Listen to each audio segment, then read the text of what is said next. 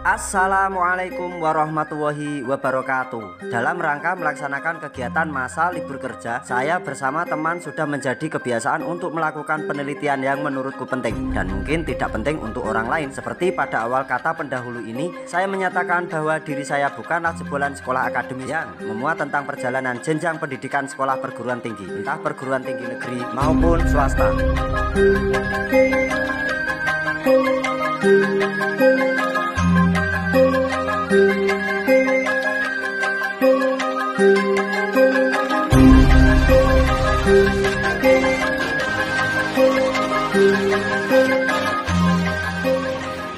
Selain objek wisata Pantai Parangtritis dan Pantai Parangkusumo, di seputar Bukit Karang juga terdapat dua makam sosok ulama besar penyebar agama Islam. Kedua makam tersebut sekarang dijadikan objek wisata religi, yaitu makam Syekh Bilabilu beserta sahabatnya bernama Damia King dan makam Syekh Maulana Maghribi. Jajaran kedua perbukitan tersebut tidak jauh dan saling berdampingan, kisaran 150 meter jarak di antara kedua bukit tersebut. Dalam uploadan video ini yang pertama, saya akan membahas tentang keberadaan makam Syekh Maulana Maghribi dengan beberapa sumber. Kedua, tata cara ziarah ke makam beserta urut-urutan kemana lagi setelah ziarah makam tersebut. Sumber dari tim ahli cagar budaya Kabupaten Bantul. Gapura makam berupa langgam Candi Bentar, di mana bangunan tersebut merupakan miniatur bangunan Candi Bentar di Jawa Timuran masa keemasan Kerajaan Majapahit. Bahan dasar bangunan tersebut adalah batu bata merah yang diplester menggunakan material pasir dengan hiasan kuncup melati pada bagian kepala gapura. Motif wajik di bagian leher gapura dihubungkan dengan palang sebagai penanda dengan tulisan makam Syekh Maulana Maghribi.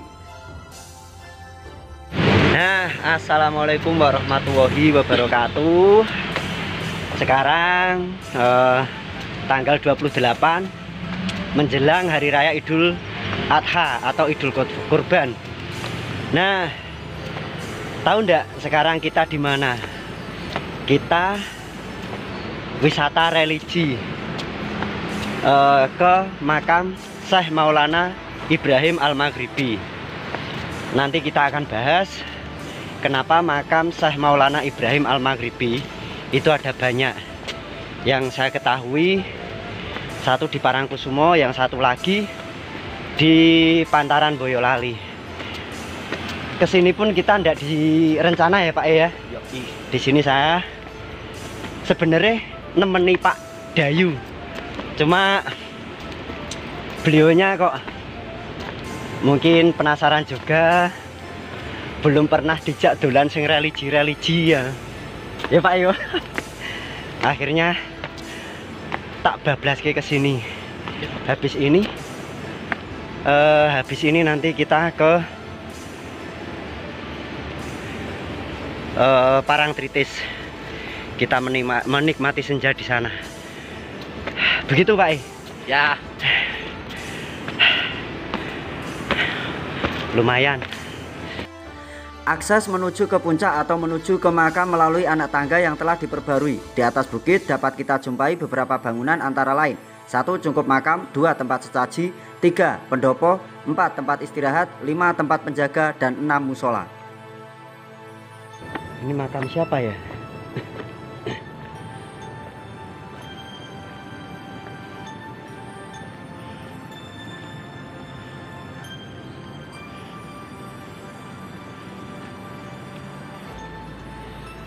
Bismillahirrahmanirrahim. Assalamualaikum. A'udzubillahi minasyaitonirrajim. Bismillahirrahmanirrahim. Ila hadratin Nabi Mustafa Sayyidina wa Maulana Muhammadin sallallahu alaihi wasallam wa ala alihi wa azwajihi wa auladihi wa dzurriyyatihi wa ali baiti ajmain.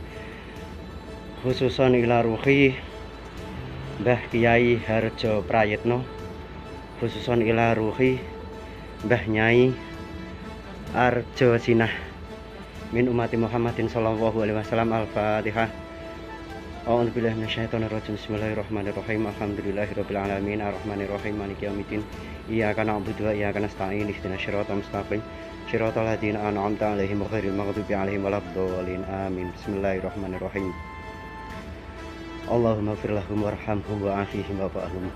Allahumma ighfir laha warhamha wa'afiha wa'fu anha. Allahumma anzil rahmata wal maghfirata ala ahli kubur min ahli la ilaha illallah Muhammadur Rasulullah. Rabbana arinal haqqa haqqa warzuqna tiba'ah wa arinal batila batila warzuqna ijtinabah. Rabbana atina fid dunya hasanah wa fil akhirati hasanah wa qina adzabannar walhamdulillahirabbil alamin.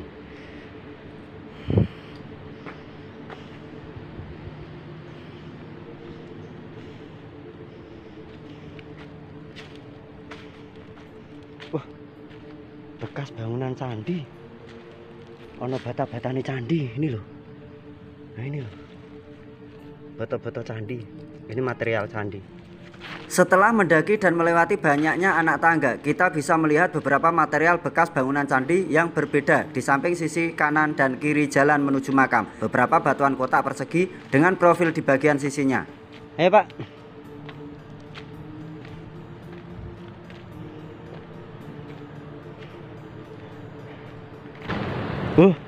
Iya Pak. Bata candi karo nganu. Iki. Watu candi iki. Watu candi, oh iya iki watu candi bareng iki. Iki watu candi iki. Iki. Heeh. Wah, lha iki to, Pak. Iya iki lho, batuan candi semua iki. Nah, ini. Nah, itu kotak-kotak. Batuan candi.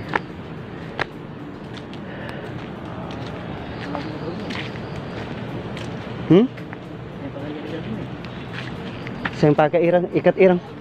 Terus tekan dhuwur kono to ya. Munggah meneh to? Munggah meneh kok. Oh iya. Ini loh batu candi berpelipit. Keluar takinya. Taki loh, bukan kaki. Nih, terus ini. Hehe. Ini batu candi.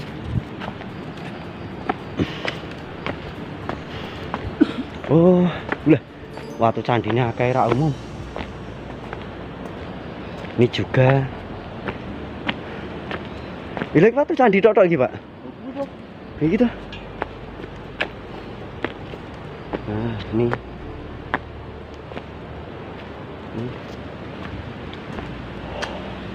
Walah, bata-batane gede templeke kono.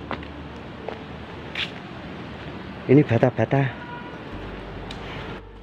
Lanjut perjalanan menuju ke makam. Di sebelah selatan sisi musola terdapat BCB yang disebut dengan Yoni yang tidak utuh lagi. Dipastikan sebelum kehadiran Syekh Maulana Maghribi ke Parangtritis, Bukit Sentono pernah berdiri bangunan candi pada masa kerajaan Mataram kuno. Ono makamin dhuwur, Pak. Ono Yoni ini. Sedangkan kondisi Yoni pada saat ini, bagian tubuh dan cerat telah rusak atau patah atau sigar. Dengan upaya perawatan, Yoni tersebut telah diram menggunakan kawat supaya pecahan tidak tersebar atau hilang. Bahan material Yoni terbuat dari batu andesit berukuran panjang 78 cm, tinggi 65 cm, panjang cerat 27 cm, tembus ke bagian poros tengah penampang atas. Ukuran panjang cerat 47 cm, lebar 12 cm, dan kedalaman 26 cm. Dalam catatan sejarah yang saya kutip dari Balai Pelestarian Cagar Budaya Kabupaten Bantul dalam bentuk PDF, menuliskan tentang sejarah Syekh Maulana Maghribi adalah seorang tokoh penyebar agama Islam yang berasal dari Maroko. Beliau dipercaya sebagai salah satu anggota dari Dewan Wali Songo dan diperkirakan beliau wafat pada tahun 1419 Masehi. Syekh Maulana Maghribi menyebarkan agama Islam dengan rentang waktu dari tahun 1404 sampai 1435 Masehi dan termasuk dalam generasi penyebaran agama Islam yang sama dengan Syekh Maulana Malik Ibrahim yang wafat pada tahun 1419 Masehi, Maulana Ishaq, Maulana Ahmad Jumadil Kubro, Maulana Muhammad Al-Maghribi, Maulana Malik Israel yang wafat pada tahun 1435 Masehi, Maulana Ali Akbar wafat pada tahun 1435 Masehi, Maulana Hasanuddin, Maulana Aliyuddin, dan Syekh Subakir atau juga disebut dengan nama Syekh Muhammad Al-Bakir. Syekh Maulana Maghribi menjadi juru dakwah yang disegani di kalangan Wali Songo dan mempunyai jasa yang besar dalam perkembangan Islam di tanah Jawa. Beliau tidak menetap di suatu tempat, akan tetapi beliau berdakwah sampai ke pelosok-pelosok daerah. Oleh karena itu, informasi tepat dan lokasi makamnya tidak bisa diketahui dengan pasti. Sebagian masyarakat Jawa meyakini bahwa makam Syekh Maulana Maghribi berada di berbagai tempat. Hal ini diperkuat dengan cerita, tutur, dan nama-nama yang berkaitan dengan Maghribi. Keberadaan makam-makam tersebut diantaranya Banten, Cirebon, Wonobodro Batang, Pantaran Boyolali, Bayat Klaten, Jatinom Klaten, Pekalongan, Tuban, Gresik, Komplek Makam di belakang Masjid Demak, dan di Parangtritis, Bantul, Jogja. Dalam kisah masyarakat di Mancingan Parangtritis, Syekh Maulana Maghribi yang nama lengkapnya adalah Sayyidina Syekh Maulana Muhammad Al-Maghribi dipercaya masih keturunan dari Syekh Masjidil Kubro dari Persia. Syekh Masjidil Kubro menurunkan salah seorang putri yang bernama Nyai Tabirah. Beliau inilah yang kemudian menurunkan putra yang bernama Syekh Maulana Maghribi. Dalam cerita rakyat disebutkan ketika Syekh Maulana Maghribi sampai di Parangtritis bertemu dengan dua pemuda putra dari Prabu Brawijaya kelima yang bernama Joko Dandung dan Joko Jantrung. Di kemudian hari, Joko Dandung dan Joko Jantrung ini diketahui dengan nama lain dari Syekh Bela Bilu dan Syekh Damiaking, beberapa tokoh begawan Selo Hening yang diyakini sebagai Brahmana Hindu. Dugaan ini dikaitkan dengan adanya temuan berupa sisa-sisa reruntuhan bangunan candi dan yoni yang mengindikasikan agama Hindu sudah berkembang terlebih dahulu di Mancingan Parangtritis. Unsur kebudayaan, makam Syekh Maulana Maghribi termasuk tipologi makam Islam, memberikan informasi tentang berlanjutnya tradisi Jawa mengenai konsep kesakralan tempat yang tinggi. Berlanjutnya pembangunan makam di tempat yang tinggi diikuti oleh tradisi ziarah yang dilakukan masyarakat lokal maupun dari luar daerah. Makam Syekh Maulana Maghribi saat ini dimanfaatkan masyarakat untuk wisata religi dan ritual keagamaan. Makam Syekh Maulana Maghribi dapat menguatkan kepribadian bangsa dan masyarakat Bantul. Makam Syekh Maulana Maghribi dapat ditetapkan menjadi struktur cagar budaya peringkat kabupaten sebab memenuhi syarat. 1. Sebagai cagar budaya yang diutamakan untuk dilestarikan dalam wilayah kabupaten. 2. Mewakili gaya yang khas. Makam Syekh Maulana Maghribi menunjukkan struktur yang dibangun masa Islam yang masih terpengaruh dengan kebudayaan sebelumnya. Tingkat keterancamannya tinggi. Makam Syekh Maulana Maghribi terancam kelestariannya karena posisi berada di puncak bukit yang rawan longsor tentunya. Jenisnya sedikit. Makam Syekh Maulana Maghribi hanya ada di puncak Bukit Sentono. Yang kelima, jumlah makam terbatas. Makam Syekh Maulana Maghribi merupakan salah satu peninggalan dari tokoh penyebar agama Islam di wilayah Bantul dan DIY yang makamnya dibangun di atas bukit. Adab, adat, dan budaya cara melaksanakan ziarah ke makam Syekh Maulana Maghribi. Yang pertama, ambil air wudhu terlebih dahulu supaya terhindar dari najis kecil dan terjaga dari kesucian. Diusahakan melaksanakan kewajibannya dulu, yaitu sholat wajib jika memang belum melaksanakannya, dan dilanjutkan dengan sholat sunnah dan berdoa kepada yang kuasa, yaitu Allah Subhanahu wa Ta'ala, tentang hajat yang akan diinginkan. Dilanjutkan menuju makam, tawasul dan berziarah. Saat awal mau masuk ke makam, diusahakan berjalan jongkok. Keluar dari makam dengan berjalan jongkok dalam posisi mundur tanpa membelakangi makam. Adab dan kesopanan, termasuk ucapan, dijaga di dalam komplek makam. Sudah merupakan wujud penghormatan kepada ulama yang berjasa kepada umatnya. Setelah selesai ziarah, ikuti anjuran dari pakuncen makam tersebut dengan diarahkan untuk ziarah ke suatu tempat yang bernama Cepuri yang letaknya berada di alun-alun Parangkusumo. Cepuri sendiri merupakan tempat untuk petilasan bertemunya kedua makhluk Allah Subhanahu wa Ta'ala yang sangat dimuliakan kala itu. Beliau mempunyai gelar besar atau pembesar utama kerajaan Mataram Islam yang bernama Danang Sutawijoyo. Beliau sering disebut dengan Panembahan Senopati dan Nyai Ratu Kidul. Kita akan membuka sedikit tentang objek wisata Pantai Parangtritis. Mempunyai keunikan pemandangan yaitu selain ombak yang besar, terdapat pula pemandangan gunung-gunung pasir putih di sekitaran pantai tersebut yang lebih dikenal dengan sebutan Gumuk Pasir. Pantai Parangtritis juga terkenal dengan mitosnya dan legendanya. Penduduk setempat percaya bahwa seseorang dilarang menggunakan pakaian yang berwarna hijau jika sedang berada di pantai selatan Pulau Jawa ini. Konon akan terseret ombak Nyi Roro Kidul. Pantai Parangtritis dan Pantai Parangkusumo menjadi tempat kunjungan di bulan-bulan tertentu, terutama malam tahun baru Masehi dan malam tahun baru Hijriah.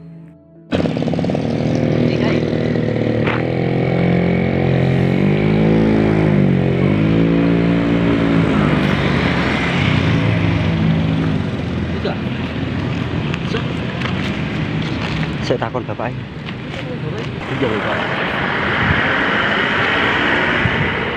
Nah, setelah kita tadi ziarah ke makam Syekh Maulana Ibrahim Al-Maghribi, kita dianjurkan untuk berkunjung ke Cempuri.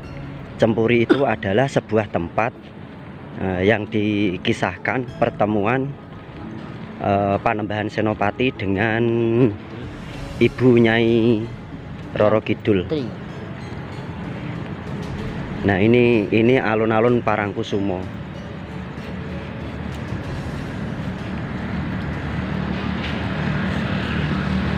Inilah suasana di alun-alun Parangkusumo. Terlihat mendung. Legenda Pantai Parangtritis masih dipercaya oleh masyarakat sekitar Yogyakarta. Keyakinan bahwa adanya seorang ratu yang mendiami dan menjaga pantai selatan daerah istimewa Yogyakarta ini bahkan seolah-olah tak bisa lepas dan akan terus melekat di dalam kehidupan masyarakat. Tak heran jika ada kunjungan ke Yogyakarta pasti akan berpikir tentang kunjungan ke Pantai Parangtritis. Yang perlu diketahui akan banyaknya larangan yang sebaik-baiknya tidak dilanggar. Bagi para pengunjung setidaknya mampu menjaga perilaku sopan santun, adab dan membudayakan perilaku di tempat tersebut. Tidak hanya di Pantai Parangtritis saja dan Pantai Parangkusumo saja, bahkan di tempat wisata lainnya juga. Legenda dari Pantai Selatan Yogyakarta ini merupakan kisah yang menjadi cerita turun-temurun, meskipun kebenarannya belum bisa dibuktikan sampai saat ini.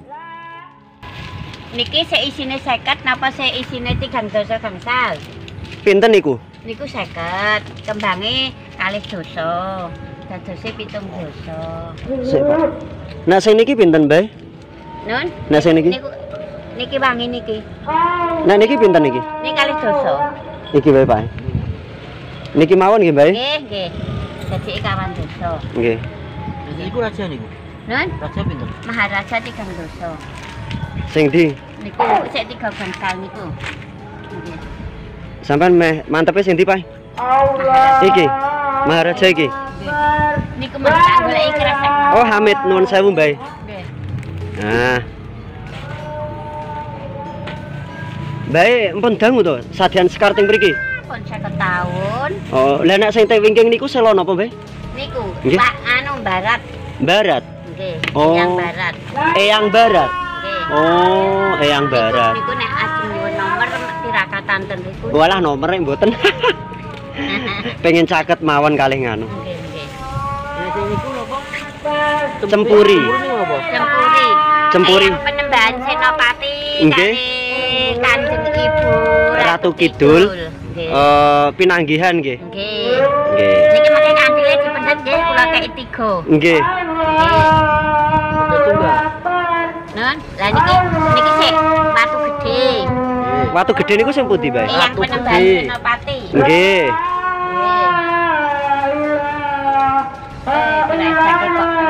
Monggo, Mbah. Kula sentri. Oh, amit sewu. Amit nggih, Mbah.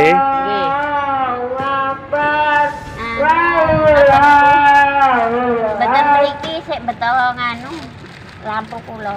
Oh, nggih kula sentri mawon. Nggih. Jadi pendet kandele pundi nggih? Nek sing ngeten iki, Nggih. nek pun disekarke. Nggih. Niki napa niki? Niki kabeh dipendet. Oh, tunggal. Nggih, kula kei 5 kok. Oh, nggih. Pendet santen. Oh, pendet santen. Nggih. Terus mangke damel napa, Mbah? Niku mengke nek ten dalem disebut Kanjeng Ibu Ratu Kidul Eyang Penembahan Senopati. Nggih. Kula gadah penuwunan Nggih. lantaran Kanjeng Ibu Ratu Nggih. Eyang Penembahan Senopati Gusti Allah sing. Nggih. Nggih, paham kula. Nggih. Nggih. Berarti kula mangke mendhet niki mboten napa-napa, Mbah? Mboten. Niki Nggih. lho. Nggih. Mbok salet mawon. Nonton. Iya kurang diuji.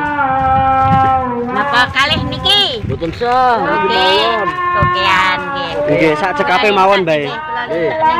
Nggih. Mbah ingkang asma sinten to? Umur.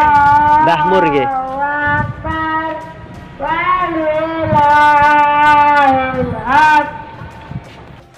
Akan tetapi kebudayaan kepercayaan pada eksistensi Ratu Pantai Selatan tak bisa hilang oleh waktu.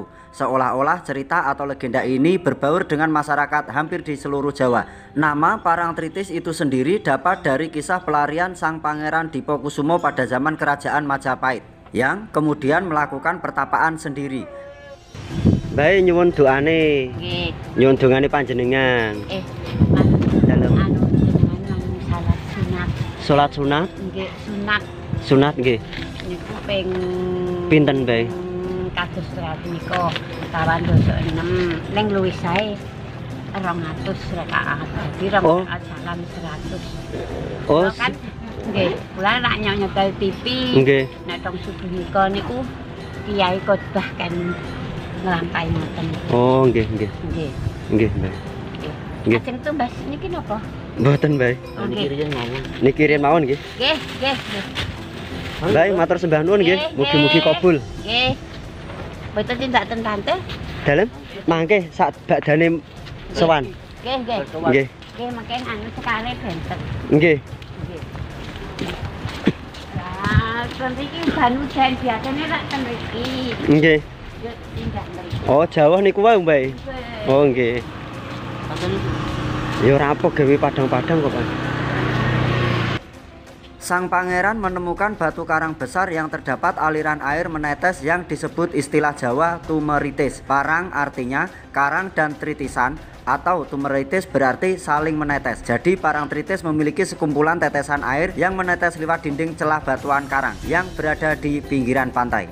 Sebelum masuk ke dalam kompleks Cempuri, Pak Kuncen akan menyarankan untuk membeli piranti berupa dupa dan bunga 7 rupa. Dan pesan dari saya pribadi, berapapun harga dupa dan bunga tersebut jangan sampai ditawar karena mengandung filosofi atau makna. Dan bunga tersebut akan dibagi menjadi 2 bagian. Khusus bunga 7 rupa diletakkan pada petilasan Panembahan Senopati, sedangkan yang berwarna putih semua akan diletakkan pada petilasan Kanjeng Ratu Kidul. Oleh Pak Kuncen setempat pasti akan ditanya tentang keyakinan. Jika muslim, dipersilahkan berdoa menurut keyakinannya pribadi. Saat berdoa atau bermunajat kepada Allah Subhanahu wa taala, di tempat tersebut harus khusyuk dan satu tujuan. Dan Pak Kuncen Cempuri akan mengingatkan pesan, berdoalah dengan kalimatmu sendiri, jangan sampai salah ucap hingga menjadikanmu keluar dari ajaran agama. Piranti bunga dan dupa hanya dimanfaatkan bau harumnya saja supaya munajat kita lebih khusyuk.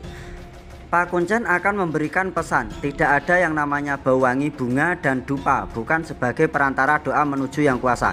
Bunga dan dupa hanya dimanfaatkan sebagai wewangian saja, supaya saat kita berdoa kepada Allah Subhanahu wa taala akan merasa tenang. Doa atau munajat yang dipanjatkan saat di makam Syekh Maulana Maghribi diulang lagi saat bermunajat dalam kompleks Cepuri, dan dipanjatkan lagi saat nanti terakhir berada di bibir pantai Parangkusumo. Doa tersebut harus sama dan tidak berubah. Itu menunjukkan keistiqomahan kita dalam berdoa, dan berdoa meminta kepada Allah Subhanahu wa taala, jangan yang lainnya. Sebut nama Panembahan Senopati dan Ibu Ratu Laut Kidul. Kirimlah surat Al-Fatihah kepada beliau berdua. Antara diterima atau tidak hanya Gusti Allah taala yang tahu, karena beliau berdua termasuk leluhur kita yang sudah berpegang teguh pada ajaran keyakinan muslim. Keindahan kearifan lokal Nusantara sebenarnya sudah mengajarkan kita untuk memilih antara yang baik dan yang buruk. Akan tetapi kadang manusia awam yang tidak mau mendengarkan penjelasan akan merasa bahwa itu merupakan tindakan yang sangat bodoh semata, karena yang akan membawa kita kepada nilai-nilai kemusyrikan yang hakiki. Jika kita cermati, ajaran para wali sebenarnya memasukkan intisari Islam atau kebenaran dalam adat dan budaya yang dikemas rapi tanpa harus diperdebatkan. Itu pun jika kita tahu alur dan jalurnya kemana. Islam dari sisi pesan universal, namun jika masuk ke dalam lingkaran budaya akan datang Islam Nigeria, Islam Sulawesi, Islam Pacitan, Islam Gunung Kidul, dan itu pun sah saja selama bingkai tauhid monoteisme. Ning Parangkusumo.